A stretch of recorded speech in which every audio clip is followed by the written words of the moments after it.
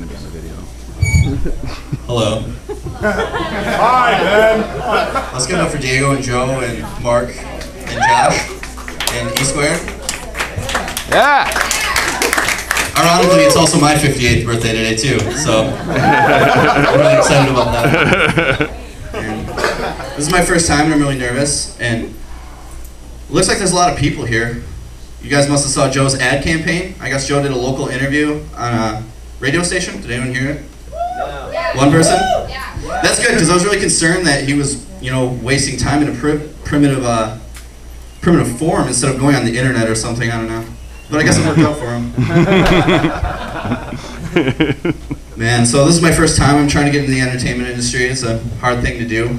It's nerve-wracking. I'm sweating my ass off right now.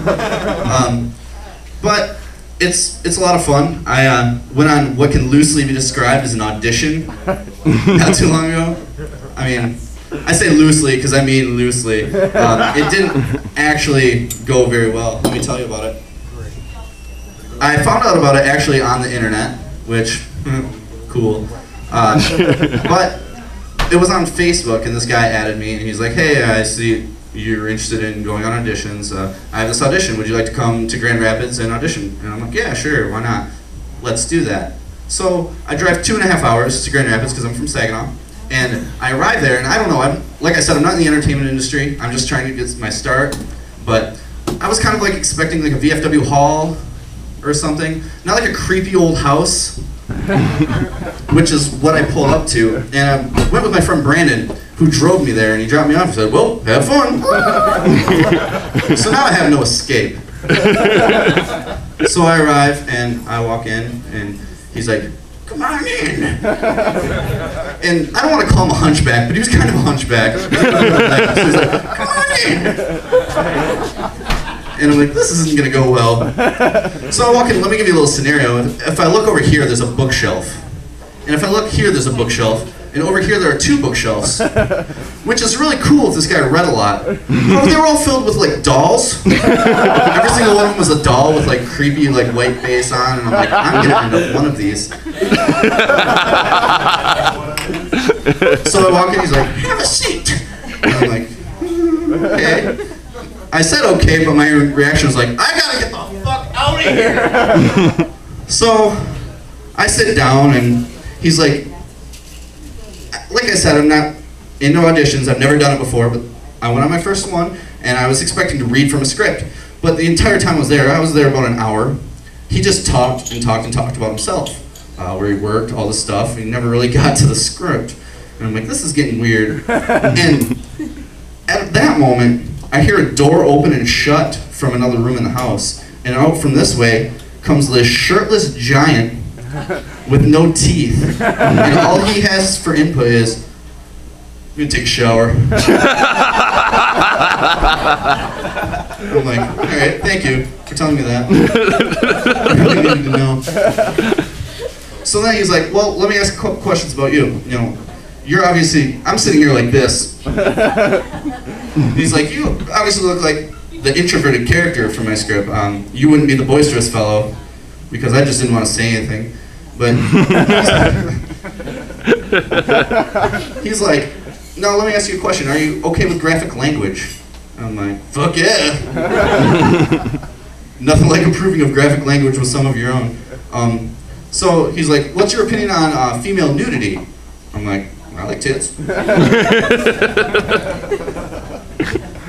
So he's like, well, okay, I want to let you know that there is a sex scene involved with this character. Is that going to be okay with you? I'm like, oh, sure. He goes, let me describe the film. Have you ever seen Cinemax Late at Night? I'm like, yeah. He goes, it's kind of like that, but it has heart and soul. I'm like, if you're watching Cinemax Late at Night, you don't have a heart or soul. So then he's like, and now you're gonna have a sex scene, so you're gonna, be nude. Are you okay with nudity? I'm like, oh, I don't want to show my. And he's like, well, that's fine. That's not shown, but I'm gonna need to see you with your shirt off. I'm like, oh god. So obviously I take my shirt off because what else am I gonna do at this point? And he just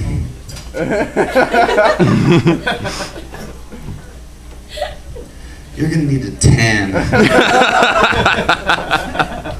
And you know, I was kind of hoping for maybe like some sort of ego booster, like, it looks really good, but you're a little pale. No, he's just like, see, because your pasty flesh is gonna look extremely white on television. It's just not gonna be attractive at all.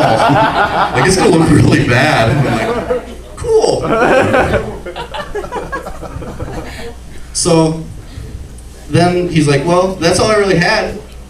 If you want to call your friend to come pick you up or whatever, that's fine. So I call him, I'm like, get me the fuck out of here. And he's like, yeah, I'll be in there in 5 minutes.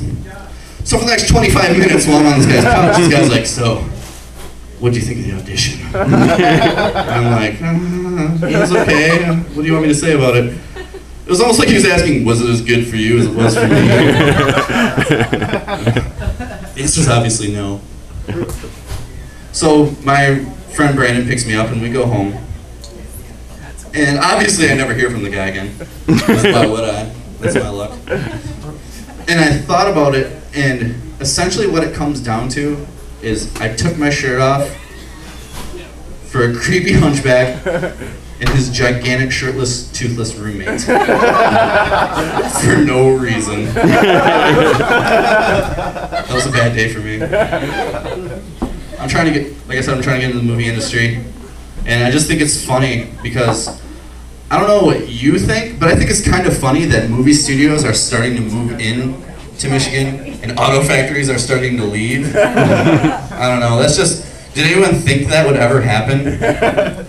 Like, think of the conversation like 25 years from now, like when I'm 50 and I have kids that are about my age, and they're like, Dad, I want to move to California.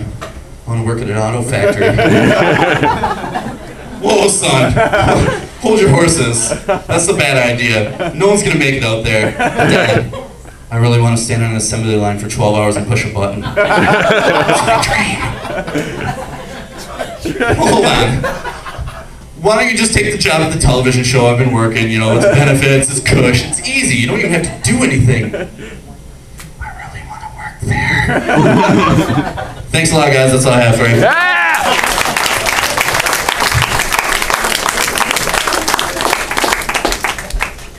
Let's keep it going for Ben. Yeah! Let's keep it going for these guys. What are you doing? Let's keep it going. I have my credit card out, ready to buy another drink and everything.